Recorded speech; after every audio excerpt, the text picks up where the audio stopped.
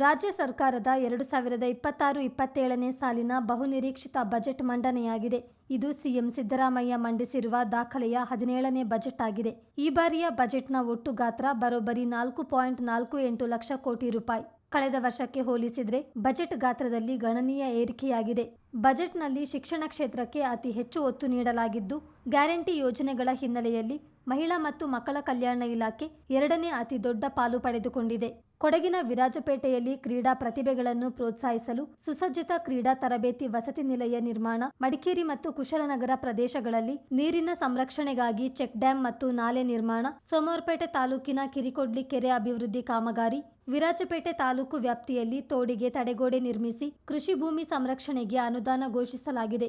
ರೈತ ಸಮೃದ್ಧನಾದರೆ ಕರ್ನಾಟಕ ಸಮೃದ್ಧವಾಗುತ್ತದೆ ಎಂಬ ಆಶಯದೊಂದಿಗೆ ಕೃಷಿ ಕ್ಷೇತ್ರಕ್ಕೆ ಹಲವು ಮಹತ್ವದ ಯೋಜನೆಗಳನ್ನು ಸಿಎಂ ಘೋಷಿಸಿದ್ದಾರೆ. ಉತ್ಪಾದನೋತ್ತರ ಕೃಷಿ ಚಟುವಟಿಕೆಗಳಾದ ಸಂಸ್ಕರಣೆ, ಮೌಲ್ಯವರ್ಧನೆ ಮತ್ತು ಮಾರುಕಟ್ಟೆ ಸಂಪರ್ಕ ಕಲ್ಪಿಸಿ ರೈತರಿಗೆ ಹೆಚ್ಚುವರಿ ಆದಾಯ ತಂದುಕೊಡಲು ಮುಂದಿನ 3 ವರ್ಷಗಳಲ್ಲಿ 100 ಕೋಟಿ ರೂಪಾಯಿ ವೆಚ್ಚದಲ್ಲಿ ಮುಖ್ಯಮಂತ್ರಿ ಕೃಷಿ ವಿಸ್ತಾರ ಯೋಜನೆ ಜಾರಿಗೆ ತರಲಾಗುವುದು. ರೈತರಿಗೆ ಹವಾಮಾನ, ಮಾರುಕಟ್ಟೆ ದರ, ಕೃಷಿ ತಾಂತ್ರಿಕತೆ ಮತ್ತು ಇಲಾಖಾ ಮಾಹಿತಿಯನ್ನು ಒಂದೇ ಸೂರಿನಡಿ ತ್ವರಿತವಾಗಿ ಒದಗಿಸಲು ಕೃಷಿ ಇಲಾಖೆಯ ರೈತ ಕರೆ ಕೇಂದ್ರವನ್ನು ಎಐ ತಂತ್ರಜ್ಞಾನದೊಂದಿಗೆ ಉನ್ನತೀಕರಿಸಲಾಗುವುದು. ಮಣ್ಣಿನ ಆರೋಗ್ಯಕ್ಕೆ ವಸುಧಾಮೃತ ಕಾರ್ಯಕ್ರಮ ಜಾರಿಗೊಳಿಸಲಾಗುವುದು ಎಂದಿದ್ದಾರೆ. ಇನ್ನು ಗ್ಯಾರಂಟಿ ಯೋಜನೆಗಳಿಗೆ 51,300 ಕೋಟಿ ರೂಪಾಯಿ ಅನುದಾನ ಮೀಸಲಿಟ್ಟಿರುವುದಾಗಿ ಘೋಷಣೆ ಮಾಡಿದ್ದಾರೆ.